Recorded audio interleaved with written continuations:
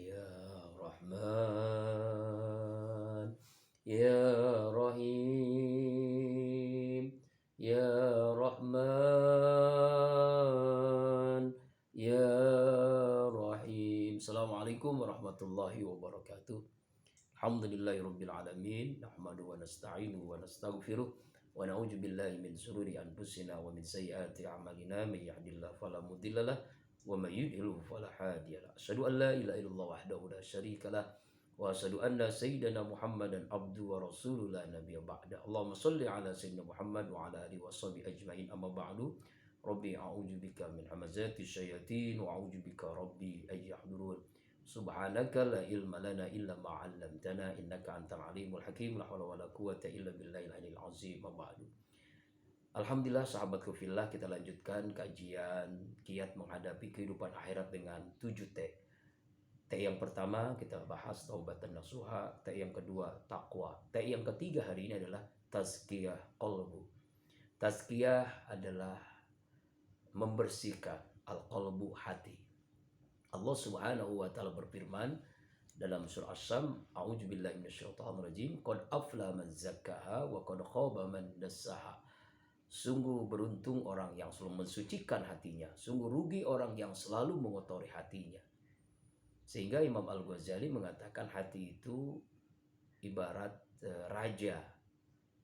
Rakyatnya adalah seluruh anggota tubuh. Kalau raja itu memerintahkan kebaikan, maka telinga, mata, mulut, tangan, kaki seluruhnya melakukan kebaikan. Ketika raja memerintahkan keburukan, kemaksiatan, maka seluruh anggota tubuhnya akan melakukan kemaksiatan. Ala inna ilal qalbu. Sungguh dalam tubuh kita itu ada segumpal darah. Apabila baik, baiklah. Apabila rusak, rusak. Dan itu adalah hati. Karena itu menghadapi kehidupan akhirat nanti, kita penting membersihkan hati kita. Allah Subhanahu wa taala dalam surah Asy-Syu'ara, surah ke-26 ayat 88-89. A'udzubillahi minasyaitonir rajim.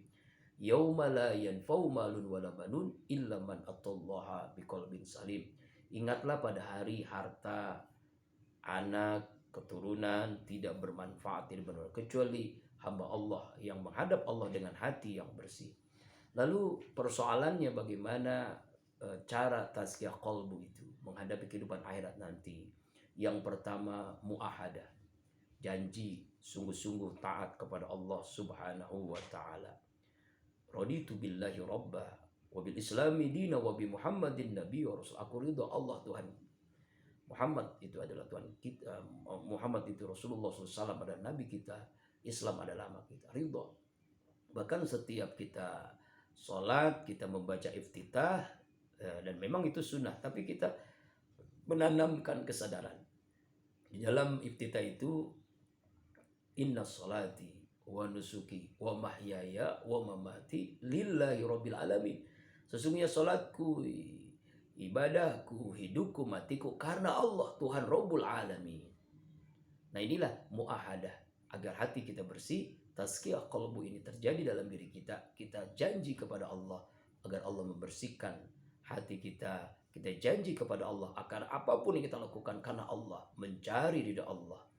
Kemudian yang kedua muraqabah, merasakan dekat dengan Allah ya, dimanapun kita berada. Alladzina yazkurunallaha qiyaman wa qu'udan wa 'ala dzunubihim, yaitu dimanapun kita berada selalu ingat Allah, berdiri, duduk, berbaring. Muraqabatullah, dekat dengan Allah. Allah itu maha dekat. Dan hati yang bersih itu adalah orang yang hatinya selalu dekat dengan Allah dimanapun berada. Dalam keramaian, dalam keadaan sunyi, di rumah, di perjalanan, dimanapun dia merasakan kehadiran Allah. Ma'iyatullah, bersama Allah. Kemudian yang ketiga, muzaqarah, hadir majlis-majlis ilmu, majlis-majlis zikir yang menggerakkan hati kita, mendekatkan diri kita kepada Allah Subhanahu wa ta'ala. Ketika Rasulullah SAW menyatakan, idza marantum bidal jannah farta'u, apabila kalian melewati taman surga, mampirlah. Para sahabat bertanya, ya Rasulullah, di mana taman surga di dunia ini? Majlis zikir, halaqah zikir, majlis zikir, halaqah zikir. Itulah pengajian, tarbiyah, liqah adalah cara efektif agar hati kita bersih. Menghadap Allah dengan hati yang bersih. Menghadapi kehidupan akhirat dengan hati yang bersih. Dan caranya adalah hadiri majlis-majlis ilmu, hadiri majlis kita, berjumpa dengan saudara-saudara kita, berjumpa dengan ulama-ulama, karena para baik, para kiai, para ustadz yang kuat tahajudnya, yang kuat sedekahnya, yang kuat ibadahnya, dan ini membersihkan hati kita.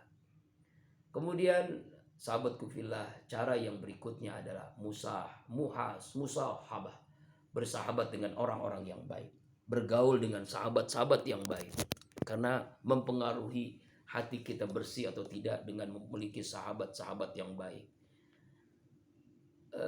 Ibaratnya kalau kita bersahabat dengan tukang minyak wangi misalnya, kita akan mencium wangi pada diri kita.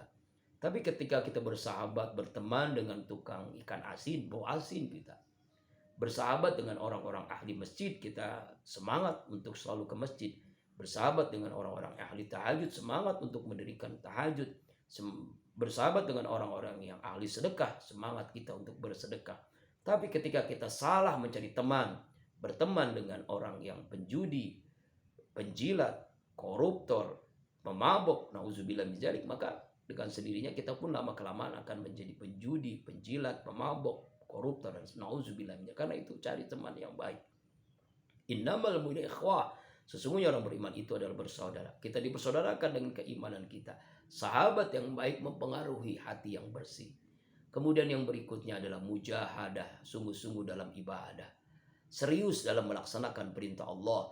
Al-Ankabut 69, Allah berfirman, a'udzubillahi minasyaitonirrajim, walladzina jahadu fina lanahdiyannahum subulana wa innallaha lama'al muhsinin. Orang-orang yang bersungguh-sungguh di jalan kami, maka Allah akan berikan hidayah untuknya, petunjuk untuknya, hati yang bersih untuknya, karena kesungguhan dalam ibadah kepada Allah Subhanahu wa ta'ala. Yang terakhir, muhasabah, introspeksi diri. Sibuk dengan aib diri sendiri, tidak tertarik dengan aib orang lain, apalagi menceritakan aib orang lain. Sibuknya dengan dosanya, sibuknya dengan aibnya, sibuknya dengan kesalahannya. Nah, inilah cara agar kita hati yang bersih, tazkiyah qalbu. Mudah-mudahan Allah berikan kepada kita kemampuan untuk selalu mentazkiyah qalbu kita. Subhanakallahumma wa bihamdika asyhadu an la ilaha illa anta astaghfiruka wa atubu ilaik. Billahi taufiq wal hidayah. Assalamualaikum warahmatullahi wabarakatuh. Ya Rahman, Ya Rahim, Ya